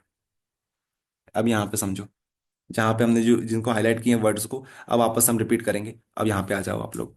हमारे पास मान लीजिए एक सरफेस है, आपको डायग्राम भी ऐसे बना के आना एग्जाम में, चाहो तो बनाना, चाहो तो मत बनाना, 2 नंबर का तो क्वेश्चन आएगा। नहीं भी बनाते तब भी काम हो जाएगा, थ्योरी अच्छे से लिख देना। बट आपको समझाने के लिए हमने यहाँ पे डायग्राम बना रखा है। तो ये अपने पास सरफेस है, मेटल सरफेस है, मेटल सरफेस है। तो मेटल सरफेस में क्या होते हैं? इलेक्ट्रॉन्स होंगे, इलेक्ट्रॉन्स होंगे। अब यहां से हमने क्या कराई, यहां पर लाइट को इसके ऊपर बीम कराया, तो होगा क्या? ये जो इलेक्ट्रॉन्स होंगे, ये इलेक्ट्रॉन्स क्या करेंगे? इस सरफेस से निकल जाएंगे, इस सरफेस पे निकल के इधर भागने लगेंगे। एक हमने वायर कनेक्ट कर दिया, इस तरफ ही जाने लगेंगे। इलेक्ट्रॉन यहां से कैसे इमिट होंगे? वर्ड याद रखना, इमिट। निकलना क्या होता है? इमिट होता है, इमिट। तो इमिट कब होंगे? इलेक्ट्रॉन्स इमिट तभी होंगे, मतलब बाहर निकलेंगे। कब निकलेंगे बाहर? जब हमारे पास जो ये लाइट है, लाइट रेडिएशन है, ये सुटेबल फ्रिक्वेंसी की होनी चाहिए।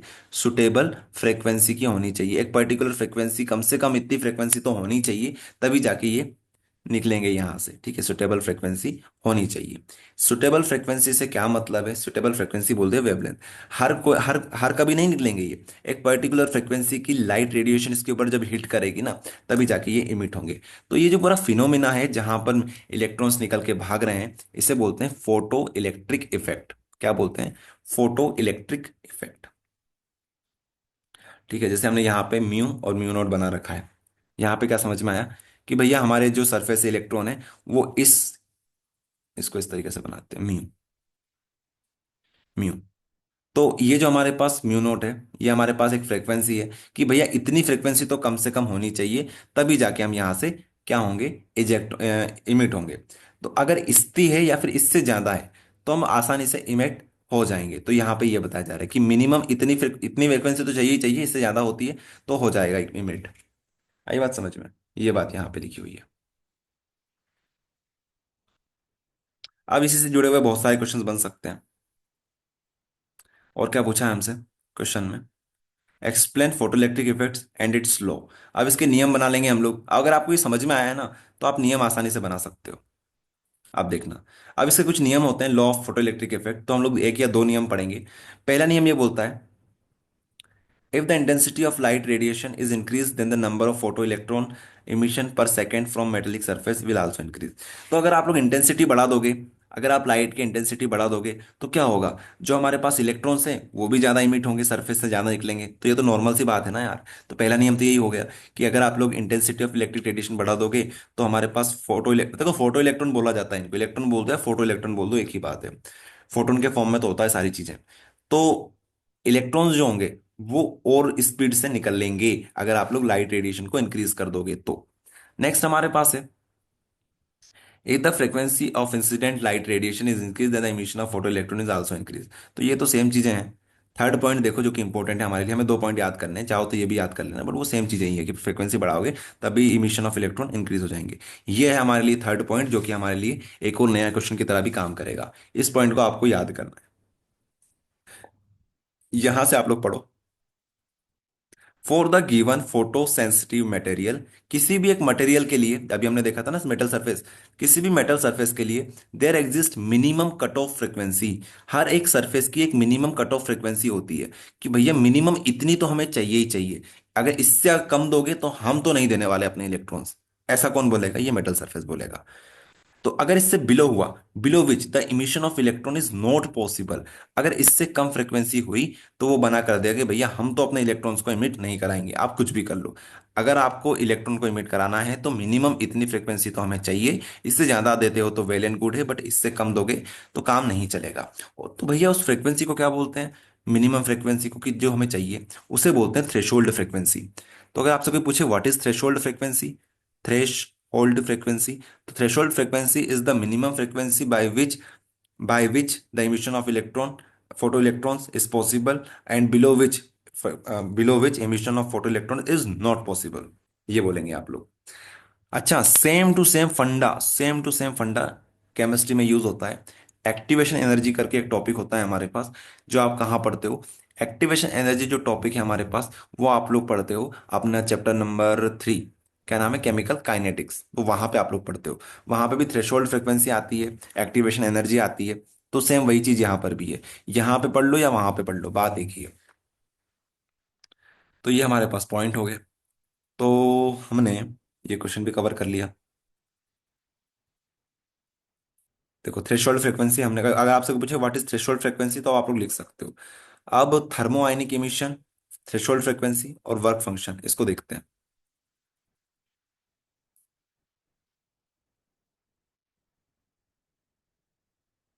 इसको बंद कर देते हैं, हो गया काम इसका। No no no no no, control S and cut.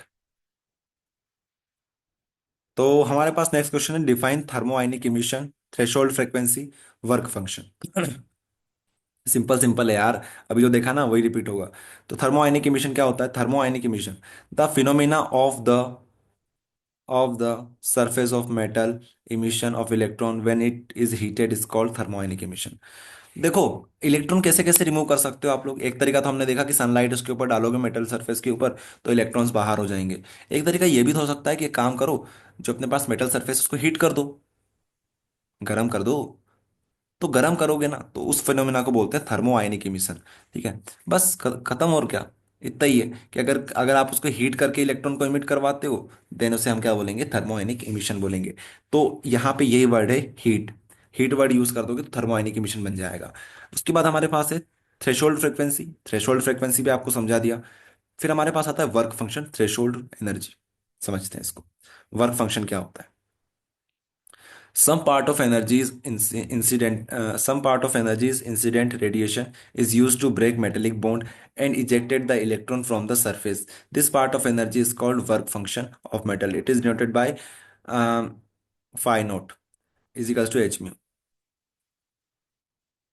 देखो, समझने की कोशिश करना कि हमारे पास मान लो 10 जूल की एनर्जी है। ठीक है, 10 जूल की हमारे पास एनर्जी है। हमारे पास ये मेटल है, मेटल के बीच में ये इलेक्ट्रॉन है, ये इलेक्ट्रॉन इलेक्ट्रॉन, ये इलेक्ट्रॉन इलेक्ट्रॉन, ये इलेक्ट्रॉन इलेक्ट्रॉन। अब इलेक्ट्रॉन इस तरह से तो होते नहीं है, मोस्टली क्या होते हैं, बॉन्डिंग होती है एटम्स के बीच में। फिर एटम्स की जो बॉन्ड होती है उसको ब्रेक भी करना होता है हमें। तो अब ये जो 10 जूल की एनर्जी हमारे पास टोटल जो थी, जिसको हम लोग यूज कर रहे थे किसके लिए? इलेक्ट्रॉन को इमिट कराने के लिए। तो 10 जूल की एनर्जी जो होगी वो दो भाग में टूट जाएगी। पहला भाग क्या होगा? Some part of energy incident radiation is use to break the metallic bond. ठीक है, तो कुछ पार्ट जो एनर्जी होगा वो किस में काम आएगा? वो बॉन्ड को तोड़ने में काम आएगा, बॉन्ड को तोड़ने में काम आएगा। अब एक मोटा मोटा एग्जांपल लें, जैसे 10 जूल की एनर्जी से 2 जूल जो है वो किस में वेस्ट हो गई हमारी? 2 जूल की जो एनर्जी है वो वेस्ट हो गई बॉन्ड को तोड़ने में। ठीक है, और बाकी की जो थी वो इमिट कराने में काम आ गई हमारे पास। तो जो बॉन्ड को ब्रेक करने में काम आ रही है, and ejected the electron from the surface, और इलेक्ट्रॉन को इजेक्ट कराने में काम आ रही है, बॉन्ड तोड़ी और इजेक्ट कराने में काम आ रही है, उसको क्या बोलेंगे? This part of energy is called work function. कि ये हमारे पास क्या होगा? वर्क फंक्शन होगा, कि उसने बॉन्ड को तोड़ा एंड उसको रिलीज कर दिया, किसके लिए? इजेक्शन के लिए। तो इसे हम लोग बोलते हैं वर्क फंक्शन। तो वर्क फंक्शन क्या होता है? वर्क फंक्शन या वर्क एनर्जी क्या होता है भैया? वो एनर्जी जिस जो क्या करती है, जो breaking metallic bond and ejected the electron from the surface. बस इतना सा आपको लिख के आना है। अच्छा, इसको डिनोट कैसे करते हैं? तो इसको करते हैं फाई नोट से। ठीक है, फाई नोट। फाई नोट जो होता है किसके अलावा होता है? एच म्यू के बराबर होता है। H mu.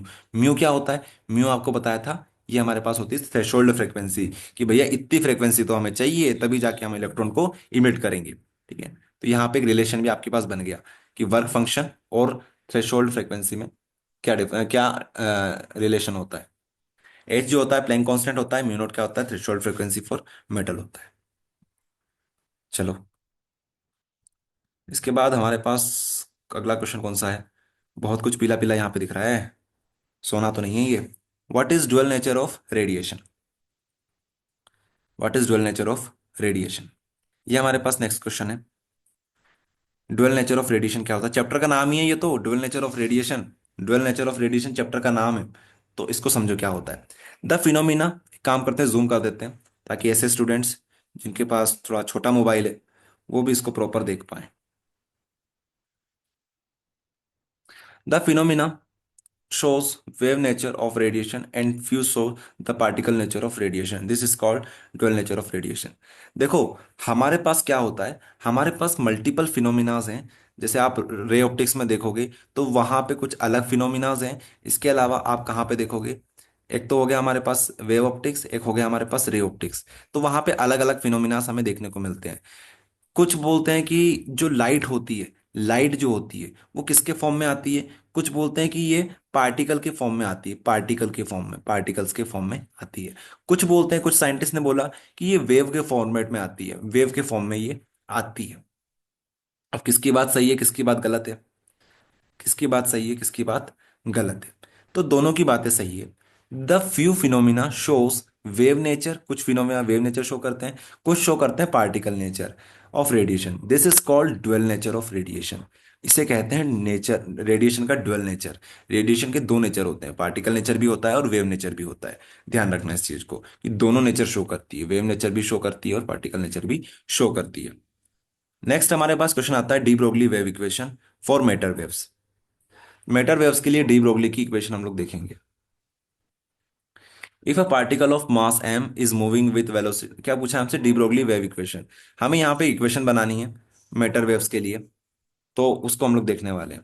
If a particle of mass m is moving with velocity v, हमारे पास एक पार्टिकल है जिसका मास m है, जो वेलोसिटी v से मूव कर रहा है। Then de Broglie wavelength lambda, और वेवलेंथ उसकी कितनी है? लेमडा है। Can be given by the following equation. अब इसकी इक्वेशन देख लेते हैं।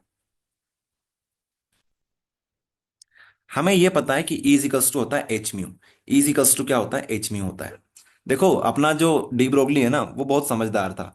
नाम का साइंटिस्ट है लेकिन वो जुगाड़ू है। ठीक है, आप चाहो तो आप भी साइंटिस्ट बन सकते थे उसकी तरह। उसने क्या किया? उसने ये किया, उसने एक इक्वेशन उठाई किसी एक साइंटिस्ट की, एक इक्वेशन उठाई किसी एक साइंटिस्ट की, और दोनों को कंपेयर करके दोनों को इक्वल बता दिया। बस इतना सा काम किया, इतने में उसका नाम हो गया इतिहास में। उसने क्या किया? एक इक्वेशन उठाई प्लैंक की, एक इक्वेशन उठाई हमारे आइंस्टीन की। एक आइंस्टीन की उठा ली, एक प्लैंक की उठा ली। दोनों में इसमें है E इजिकल्स टू एच म्यू, इसमें E इजिकल्स टू MC स्क्वायर। तो right left hand side equal है, तो राइट हैंड साइड भी क्या हो जाएगा? इक्वल हो जाएगा। इतना सा काम किया डी ब्रोगली ने, दोगले ने।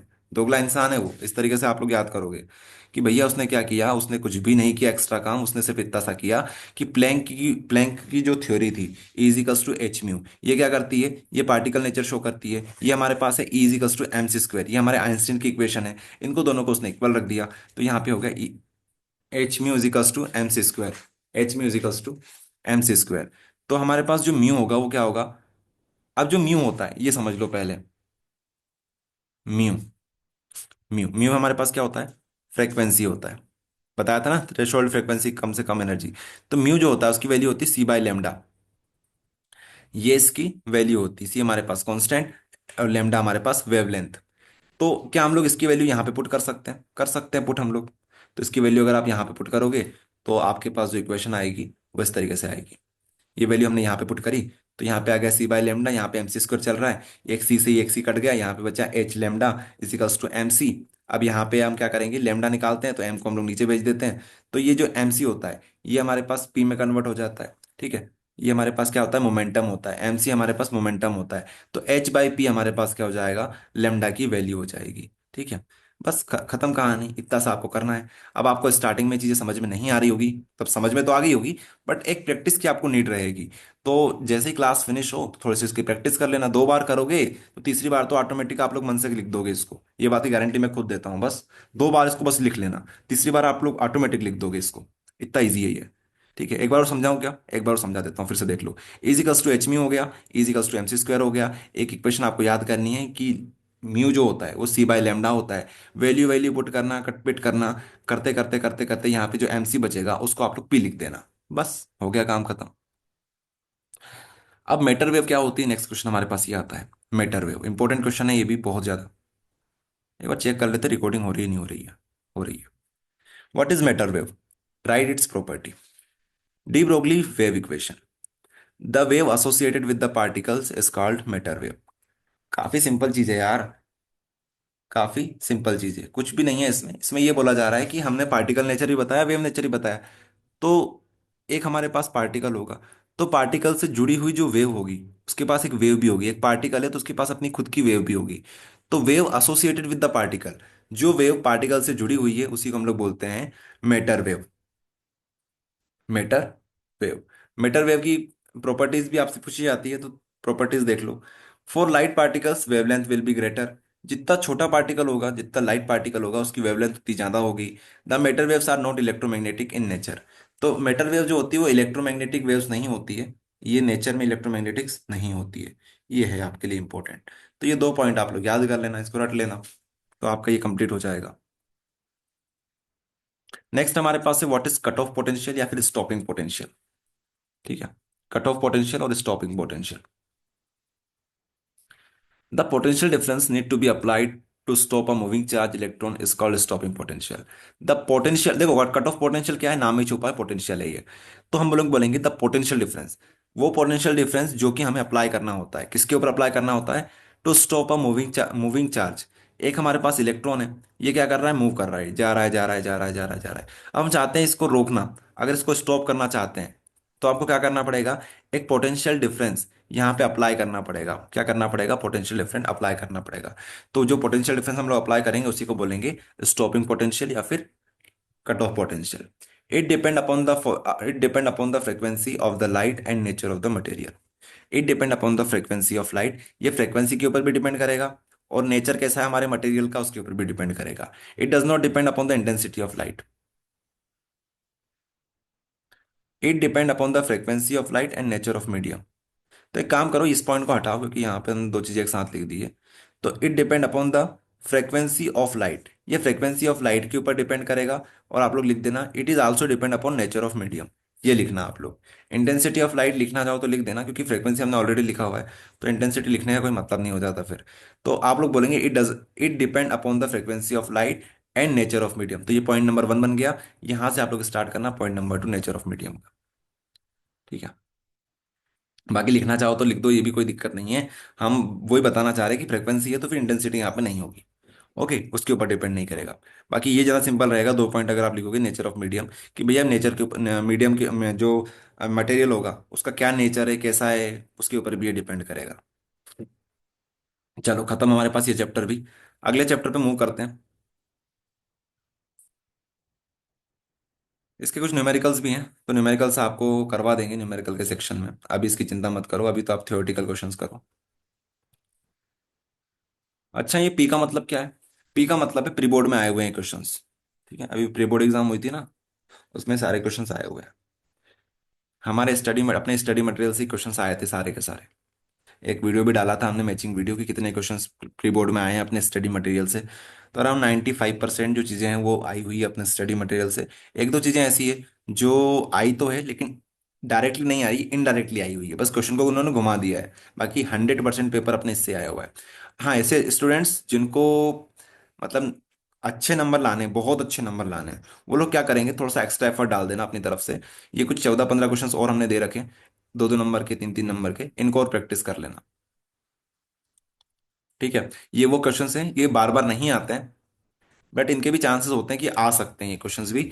बट बहुत कम चांसेस है कि ये क्वेश्चंस आएंगे, बट आ सकते हैं। जैसे प्री बोर्ड में यहाँ से एक क्वेश्चन ये रिपीट हुआ है, एक क्वेश्चन ये रिपीट हुआ है, तो ये क्वेश्चन भी आ सकते हैं। बाकी चांसेस है कि यही क्वेश्चंस रिपीट होंगे। ये देखो कितने क्वेश्चंस रिपीट हुए हैं, ये, तो यही आते हैं मैक्सिमम। बाकी जिनकी तैयारी अच्छी हो गई है, जिन्होंने सारे क्वेश्चंस कर लिए, वो लोग जिनके पास अब टाइम नहीं है कि क्या करें, मतलब जिनका रिवीजन चल रहा है अच्छे लेवल का, उनको लगता है हमने तो पूरा सिलेबस कवर कर लिया, अब तो फुर्सत बैठे हुए हैं, तो आप लोग ये क्वेश्चंस भी ट्राई कर सकते हो। ये रहे आपके लिए क्वेश्चन। चलो स्टार्ट करें, एटम एंड न्यूक्लियाई। और एक और बात आप लोग सभी सुनो यार, एनर्जी में बैठा करो बिल्कुल, ऐसा नहीं है कि बस क्लास अब एंड होने वाली थोड़ी देर में तो एनर्जी लॉस कर दो आप। एनर्जी लॉस नहीं करना, ट्रांसफार्मर हो क्या आप लोग जो एनर्जी लॉस कर रहे हो? चलो, तो हमने ये कवर कर लिया है, अब हम लोग देखते हैं atom and nuclei. Atom and nuclei, तो most most most most most important question हमारे पास आता है, difference between nuclear fission and nuclear fusion. हाँ यहाँ पे देखो, nuclear fission, nuclear fusion, fission, और क्या होता है हमारे पास, फ्यूजन। फ्यूजन, यहाँ पे डबल एस आता है, यहाँ पे सिंगल एस आता है। डबल एस, अब डबल एस है यहाँ सिंगल एस है, तो डबल एस को हम लोग क्या करेंगे, तोड़ेंगे। डबल एस को हम लोग क्या करते हैं, तोड़ते हैं। सिंगल एस जो है उसको हम लोग क्या करेंगे, जोड़ेंगे। सिंगल एस को हम लोग जोड़ेंगे, ताकि डबल एस ही बन सके। क्या भैया क्या बात कर रहे हो, क्या जोड़ना क्या घटाना, समझाओ इधर। देखो, न्यूक्लियर फिजन का मतलब होता है here a heavy nucleus when excited get splitted into two smaller nuclei of nearly comparable mass. यहाँ पे आप सिंपल सी भाषा में बात करो तो ये है कि यहाँ पे एक हेवी न्यूक्लियाई होता है, बड़ा न्यूक्लियाई होता है, उसको हम लोग दो छोटे छोटे पार्ट्स में डिवाइड कर देते हैं। ठीक है, दो छोटे छोटे पार्ट्स में डिवाइड हो जाता है ये। क्यों डिवाइड हो जाता है ये, क्योंकि ये आप क्या देख रहे हो, ये न्यूक्लियर फिजन देख रहे हो। ये जो न्यूक्लियर रिएक्टर्स होते हैं वहां पे इस तरह की रिएक्शंस होती हैं, जहाँ पे जैसे एटम बम देखा होगा आपने, वो कैसे फूटता है, इस टाइप से फूटता है। पहले एक बड़ा होता है, उसको छोटे छोटे फिर पार्ट्स में वो ब्रेक डाउन होता रहता है। तो ये हैवी न्यूक्लियाई किसमें होगा, दो पार्ट्स में ब्रेक होगा।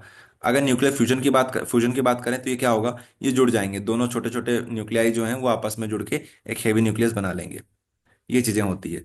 तो ऐसे इसको ट्रिक से याद करने के लिए ऐसा याद कर लो कि जिसमें डबल एस होता है उसको हमें तोड़ना पड़ता है, और सिंगल एस जो होता है उसको जोड़ना पड़ता है। डबल एस है भैया तेरे पास पहले से ही दो है तो तोड़ देते हैं।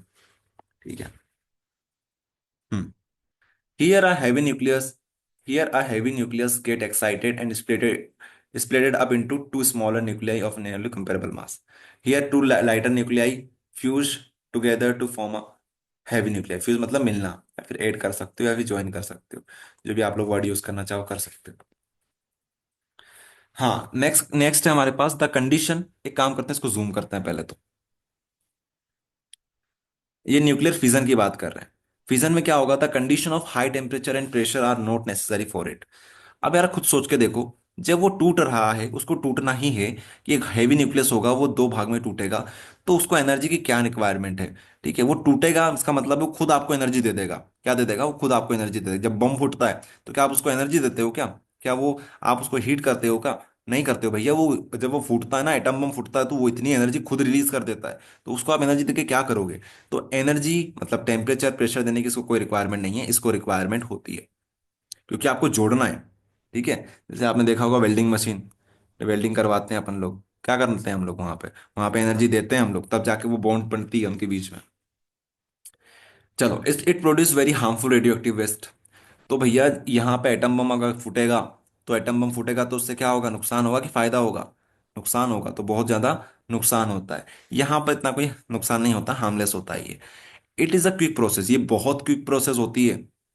लेकिन यहाँ पे क्या होता है, ये क्विक प्रोसेस नहीं होती, थोड़ी see step by step process होती है। एटम बॉम्ब इसका एग्जांपल है, एटम बॉम्ब इसका एग्जांपल लिख के आ जाना परीक्षा में। यहाँ पे हाइड्रोजन बॉम्ब इसका एग्जांपल है। जो सूरज होता है ना, सूरज के अंदर भी कौन सी प्रोसेस होती रहती है? सूरज के अंदर न्यूक्लियर फ्यूजन होता रहता है, फ्यूजन होता रहता है। और यहाँ पे क्या होता है? ये फिजन है, ये फ्यूजन है, ठीक है। ये फिजन है, ये फ्यूजन है। तो एटम बम जो हो गया हमारा, ये फ्यूजन का एग्जाम्पल है। एक तो नाम इन्होंने ऐसे दे रखे फिजन फ्यूजन, लेकिन ठीक है, हम तो डबल एस और सिंगल एस से समझेंगे भैया। नेक्स्ट हमारे पास क्वेश्चन आता है, write down the quantum condition of Niels Bohr's theory of hydrogen atom.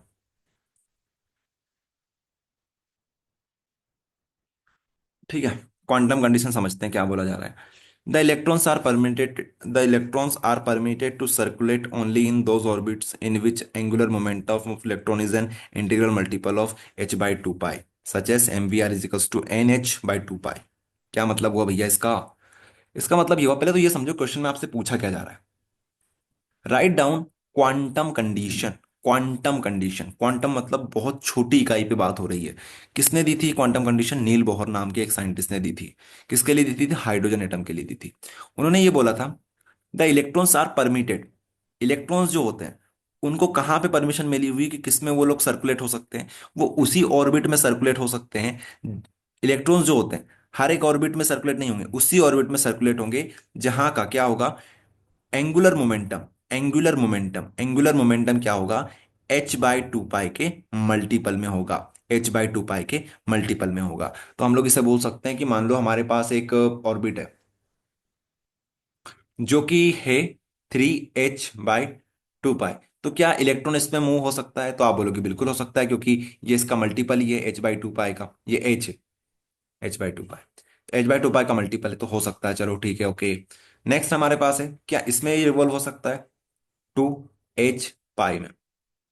तो आप क्या बोलोगे कि यार h/2 पाई होना चाहिए। तो h है यहाँ पे, ये पाई है यहाँ पे। टू कहाँ है? यहाँ पे टू तो आपने ऊपर लिख दिया, तो इसमें ये ऑर्बिट में रिवॉल्व नहीं हो सकता हमारा इलेक्ट्रॉन। तो यही हमारे पास क्वांटम कंडीशन, कि the electrons are permitted to circulate only in those orbits in which angular momentum of electron is an integral multiple of h/2 pi. ठीक है, तो हमारा एंगुलर मोमेंटम होता है mvr is equals to nh/2 pi. ये आपको exam में लिख के आना है। नेक्स्ट हमारे पास क्वेश्चन आता है, डिफाइन इमिशन स्पेक्ट्रम। देखो ये जो क्वेश्चन है ना, इसमें हमने 6-7 क्वेश्चन एक साथ मिक्स कर दिए हैं, ताकि आपके मल्टीपल क्वेश्चंस एक ही साथ कवर हो जाए। Define emission spectrum, absorption spectrum, continuous spectrum, line spectrum, band spectrum, excitation energy, excitation potential, ionisation energy, ionisation potential, isotopes, isobar, isotones. तो ये मत सोचना कि ये एक क्वेश्चन है। यहाँ मान के चलो कि 4-5 क्वेश्चन अपन लोग एक साथ कर लेंगे, मिनिमम 4-5 क्वेश्चन एक साथ कर लेंगे। तो एक एक करके डिस्कस करते हैं। परीक्षा में आपसे पूछा जाएगा कि कंटिन्यूअस स्पेक्ट्रम क्या होता है, इमिशन स्पेक्ट्रम क्या होता है, एब्जॉर्प्शन स्पेक्ट्रम क्या होता है। चलो इसको फील करते हैं पूरा अच्छे से। हम्म, इसको यहां पे देखते हैं। ये मान के चलो हम आसमान में आ चुके हैं अभी, ठीक है। ये हमारे पास है एनर्जी का सोर्स। कंटिन्यूअस स्पेक्ट्रम क्या होता है? Continuous spectrum, spectrum that contains all wavelength emitted by a hot dense light source. उसके बाद हमारे पास आता है emission spectrum, shows coloured line of light emitted by glowing glass. Shows coloured light, shows coloured line of light emitted by glowing gas. यहां पे क्या होता है एब्जॉर्प्शन स्पेक्ट्रम में? शोज डार्क लाइन और gap in light after the light passes through a gas. यहां पे हमने कंटिन्यूस स्पेक्ट्रम, इमिशन स्पेक्ट्रम और एब्जॉर्प्शन स्पेक्ट्रम। यहां पे देखना, देखो एक मेजर डिफरेंस जो होता है इन सभी में, वो ये होता है कि जो कंटिन्यूअस स्पेक्ट्रम होता है उसके पास सारी की सारी वेवलेंथ होती है। सिंपल सी भाषा में बात करें, यहाँ पे हमने सिंपल सा लिख रखा है, spectrum that contains all wavelength emitted by a hot dense light light sources. तो ऐसा स्पेक्ट्रम जिसमें सारी की सारी वेवलेंथ होती है, जैसे हमारे पास यहाँ पर है। यहाँ पे आपको सब कुछ मिल जाएगा, कोई दिक्कत नहीं है। लेकिन जब हम लोग एक डाउन डेंस क्लाउड की बात करें, बादलों की बात करें, जब बादल में ये जाता है, बादल में इसकी लाइट यहाँ पे जाती है, तो यहाँ से जो लाइट हमारे पास आएगी, वहां पे क्या होगा? यहाँ पे कुछ लाइट और इसके साथ मिल जाएगी, ठीक है। और भी अलग अलग गैसेस इसके साथ मिल जाएगी। तो ऐसे में क्या होगा? Shows coloured line colour lines of light emitted by glowing gas. अब ये जो ग्लोइंग गैस है, ये जो लाइट हमारे पास देगी, क्योंकि इससे इसमें दूसरी गैसेस भी मिल चुकी है, तो इसके बाद हमारे पास जो लाइट मिलेगी वो एक अलग कलर की मिलेगी, ठीक है। तो हमारे पास यहाँ पे ये चीजें होती है। फिर यहाँ पे क्या हो गया, एब्जॉर्प्शन स्पेक्ट्रम। अगर ये लाइट इमिट कर देता तो ठीक है, अगर ये पूरा एब्जॉर्ब कर लेता है तो हमारे पास जो मिलेगा वो डार्क लाइंस मिलेगी। डार्क लाइंस और gaps in light after the light passes through a gas. तो जब इससे पास होगी तो हमारे पास क्या मिलेगी, डार्क लाइंस मिलेगी। मतलब मान के चलो ये चीजें हमारे पास अच्छे से चीजें नहीं मिलेगी। यहाँ पर एब्जॉर्ब कर लिया तो लाइट इसने कुछ एब्जॉर्ब कर ली, यहाँ पर आपको सारी की सारी वेवलेंथ की एनर्जीज मिलने वाली है। स्पेक्ट्रम की वेवलेंथ देखना चाहो तो इस तरह से होगी, यहाँ पे कुछ और मिक्स हो गई है। अब यहाँ पे तो हमारे पास डार्क लेंस ज्यादा मिलेगी, ठीक है। ये हमारे पास हो गया continuous light source, cloud gauge. चाहो तो डायग्राम भी बना के आ जाना अगर आपसे कोई पूछे तो। Sorry. Difference between line and band spectrum. Next question हमारे पास आता है, difference between line and band spectrum. Line spectrum और band spectrum. The line spectrum has sharp distinct well defined lines. The band spectrum has many closed lines.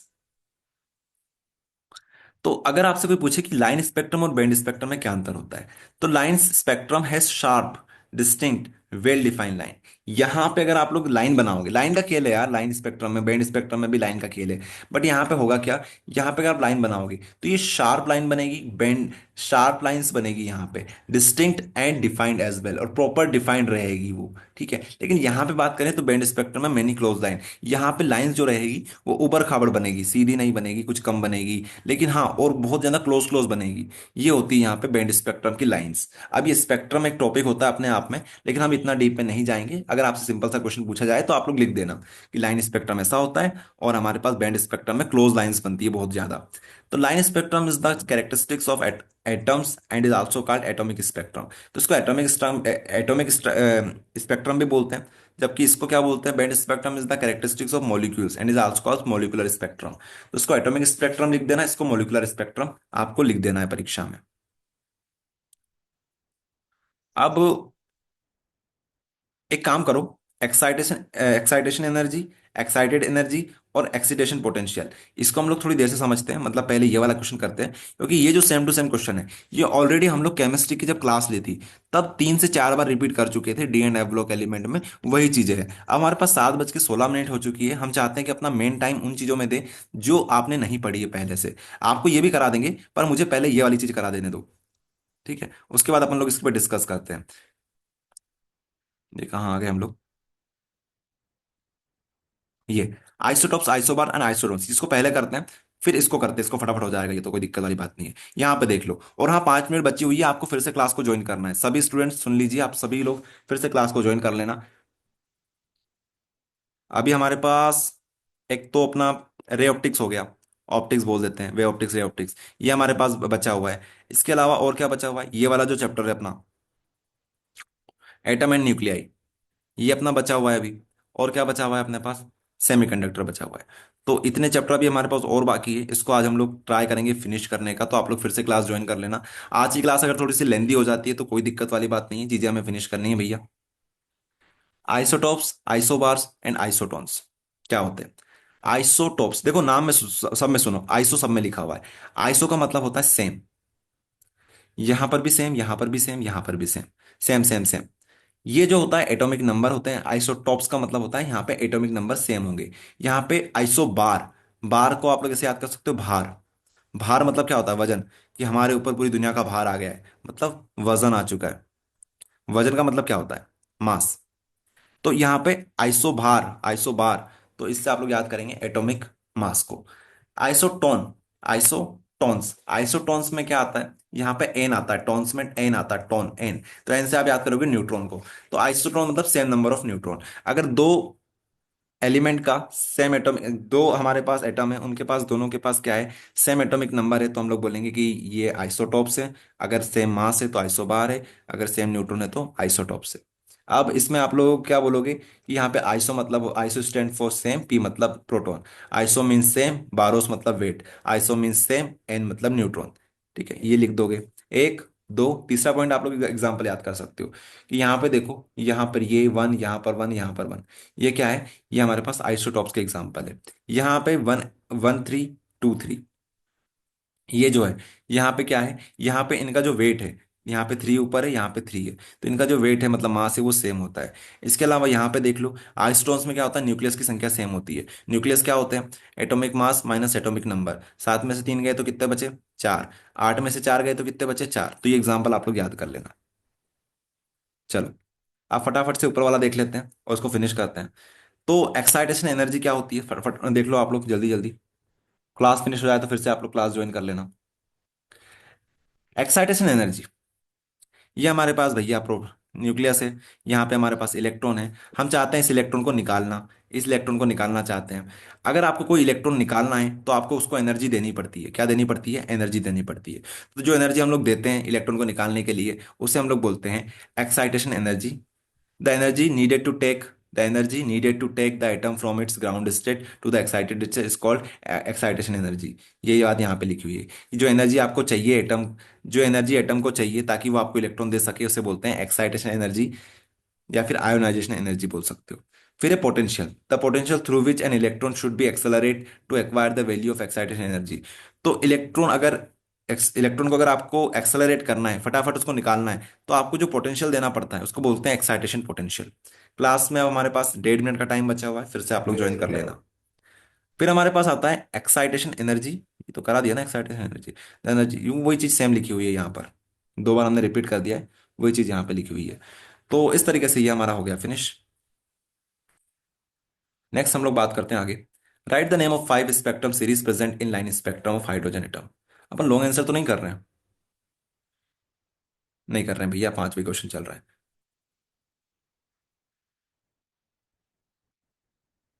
तो write the names of 5 spectrum series present in line spectrum of hydrogen atom. तो 5 series का नाम लिखना है। Lyman Balmer Paschen Brackett Pfund, Lyman Balmer Paschen Brackett Pfund, Lyman Balmer Paschen Brackett Pfund, Lyman Balmer Paschen Brackett Pfund, Lyman Balmer Paschen Brackett Pfund. ये इसको आपको रटना है। रट्टू तो बन जाओ इसमें, तो क्योंकि इसमें कोई कुछ नहीं कर सकता, क्या ही समझाएं इसमें। आपको ये सीरीज याद करनी है, तो नाम याद कर लो, फिर आगे आपको आगे चीजें समझाते हैं कैसे आपको डायग्राम बना के आना एग्जाम में। तो आप लोग क्लास फिर से ज्वाइन कर लेना। तो आपको जो हाइड्रोजन एटम की लाइन स्पेक्ट्रम के लिए बोला जाता है 5 सीरीज का, तो वो आपको याद करा देंगे। Right the name of 5 spectrum series present in line spectrum of hydrogen atom. इस तरह से हमारे पास क्वेश्चन आता है। तो हाइड्रोजन एटम की लाइन स्पेक्ट्रम आपको सिखाएंगे कैसे आपको ड्रॉ करना है, और कैसे आप लोग इसको डायरेक्ट याद कर सकते हो, कैसे आप इसको रट सकते हो, सिंपल सी भाषा में बात करें तो। ठीक है, ओके। ऑब्जेक्टिव कैसे बनते हैं यहाँ से वो भी बता देंगे आपको एक। Yes, sir. यस सर, आ रही। ओके, तो हम लोग बात कर रहे थे 5 स्पेक्ट्रम सीरीज की। तो देखो, हमारे पास एनर्जी लेवल्स है। एनर्जी लेवल 1 2 3 4 5 6 7 8 9, कितने ही बना सकते हो कि इन्फिनिटी बना देना है यहाँ पे। अब देखो, यहां पर है Lyman series, Lyman Balmer Paschen Brackett Pfund. तो लाइमन सीरीज क्या होती है, ये यहां से इन्फिनिटी से ब्रेक हुआ, 7 से आया, 5 से आया, 6 से आया, 3 से आया, 2 से आया, 1 से आया। ये कहाँ पे फॉल होता है, ये फॉल होता है हमारा N1 पे। एनर्जी लेवल 1 पे फॉल हुआ तो हम बोलेंगे लाइमन। अगर यहाँ पे 2 पे फॉल होगा तो हम बोलेंगे बाल्मर सीरीज। पास्चन सीरीज किसको बोलते हैं, जो हमारे पास N3 पे फॉल होता है। अगर हमारा इलेक्ट्रॉन कहाँ पे फॉल हुआ, N4 पे फॉल हुआ, ग्राउंड स्टेट में आया यहाँ पे, इसे बोलते हैं ब्रेकेट, उसको बोलते हैं पी फंड या फिर फंड सीरीज। ठीक है, बस यही है और क्या। जहां से भी स्टार्ट करना चाहो जहां से बना दो। अगर आप मान लो 6 ही बनाते तो कैसे करते, अगर आप मान लो 7वीं लाइन नहीं बनाते और इसको आप लोग एन एन इन्फिनिटी बोल देते, तब भी आप लोग कर सकते हो। एक लाइन कम बना दो, यहाँ पे एक लाइन कम बनेगी, 2 लाइन बनेगी। यहाँ पे ये लाइन नहीं बनेगी, यहाँ पे ये लाइन नहीं बनेगी, यहाँ पे ये लाइन नहीं बनेगी, यहाँ पे ये लाइन नहीं बनेगी। तो ऐसा नहीं है कि आपको 7 ही बनाना है, 6 बनाना है। जो आपकी रिक्वायरमेंट है उसके हिसाब से बना देना। जैसे यहाँ पे 5 पे आ रहा है तो एटलीस्ट आपको 6 तो बनानी पड़ेगी। ठीक है, ताकि एक लाइन तो हम लोग फॉल करा सकें।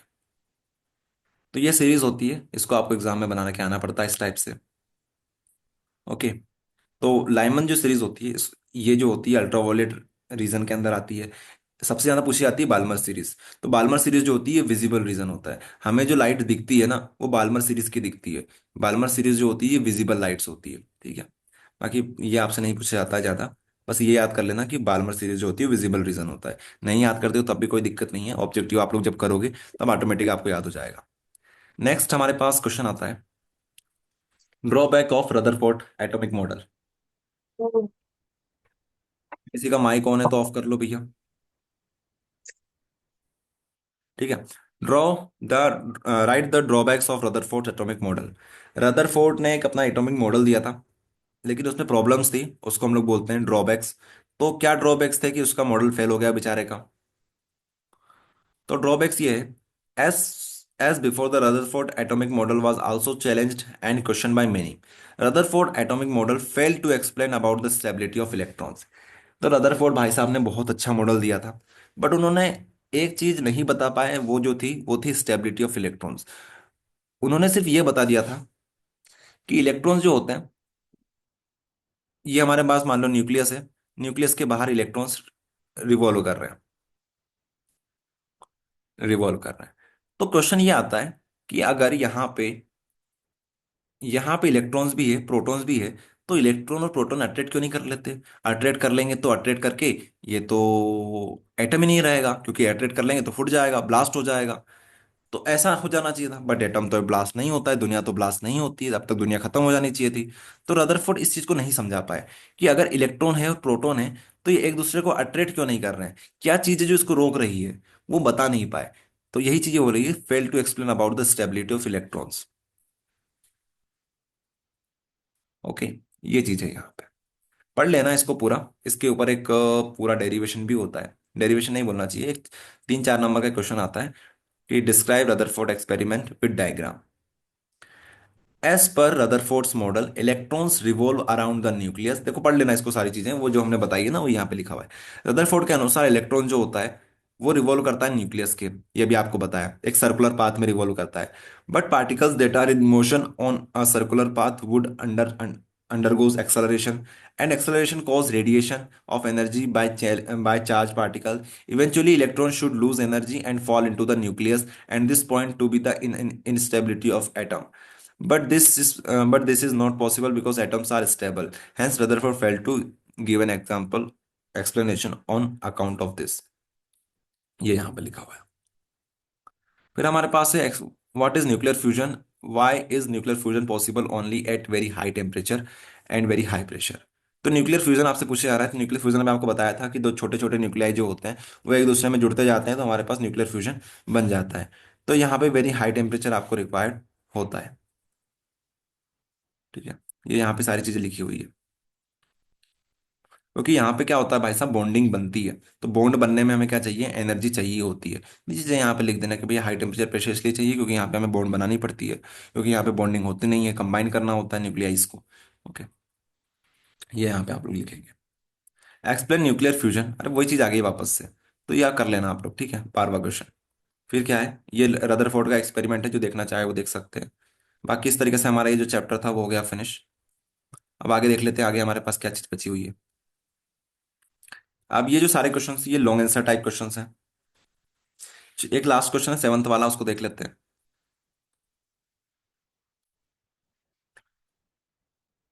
क्या है क्वेश्चन, कंडक्टर, इंसुलेटर और semiconductor based on energy band.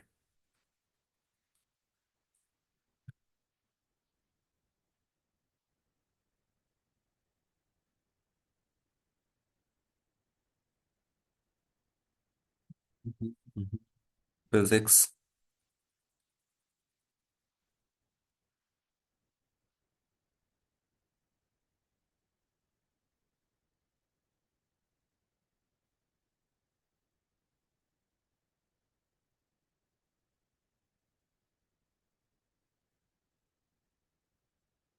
देखो यहाँ पे आपसे क्वेश्चन पूछा जा रहा है कि कंडक्टर, सेमीकंडक्टर, इंसुलेटर में क्या डिफरेंस होता है।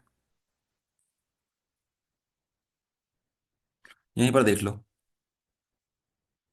Conductor easily conduct electricity, conductor जो होते हैं वो इजीली इलेक्ट्रिसिटी को कंडक्ट कर लेते हैं। फ्री इलेक्ट्रॉन्स आर प्रेजेंट, यहाँ पे फ्री इलेक्ट्रॉन्स प्रेजेंट होते हैं।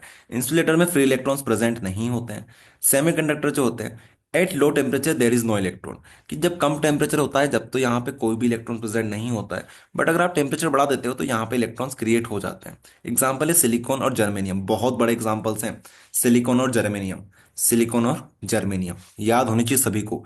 कभी भी कोई आपसे पूछे कि सेमीकंडक्टर का एग्जांपल दो, तो आपके दिमाग में पहला नाम यही आना चाहिए इन दोनों का। सिलिकॉन एंड जर्मेनियम, ये दो सबसे बड़े एग्जाम्पल है सेमीकंडक्टर के। कंडक्टर में तो आप लोग याद कर सकते हो, गोल्ड, कॉपर, सिल्वर।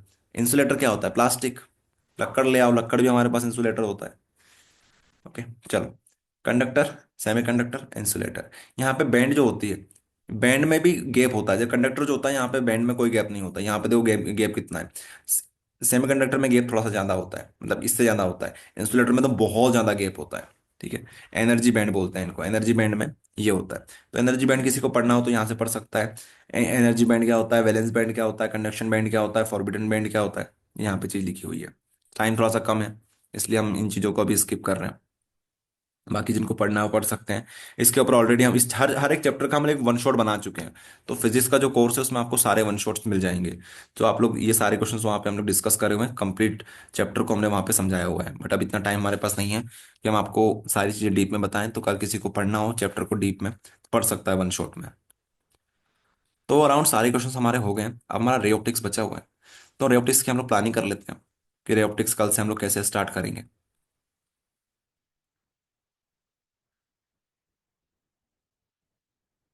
तो रे ऑप्टिक्स, कोई कुछ बोलना चाह रहा है क्या? वॉइस नहीं आ रही है। Yes sir. सर हाँ, वो मैं कह रही थी, अगर हमें कुछ डाउट है कहीं पे तो वो हम कब पूछ सकते हैं? ठीक है, डाउट के ऊपर बात करते हैं। अगर मान लो कोई क्वेश्चन आपको समझाया जा रहा है, वहां पे कोई डाउट हो तो आप उसी टाइम पे पूछ सकते हो। बाकी अगर सब्जेक्ट से रिलेटेड या फिर आउट ऑफ सब्जेक्ट कोई क्वेश्चन है, कुछ एग्जाम रिलेटेड पूछना हो, तो आपको टाइम दे देंगे 5-7 मिनट का। जैसे क्लास, जैसे अपना ये जो है वो फिनिश होगा, इसे 5-7 मिनट का टाइम दे देंगे सभी को। आप अपने जनरल क्वेश्चंस पूछ पाओगे वहां पे। तो पहले हम थोड़ा सा और बात कर लेते हैं इस पे, फिर आपसे करते हैं बातें, आपके क्वेश्चंस लेते हैं सभी के।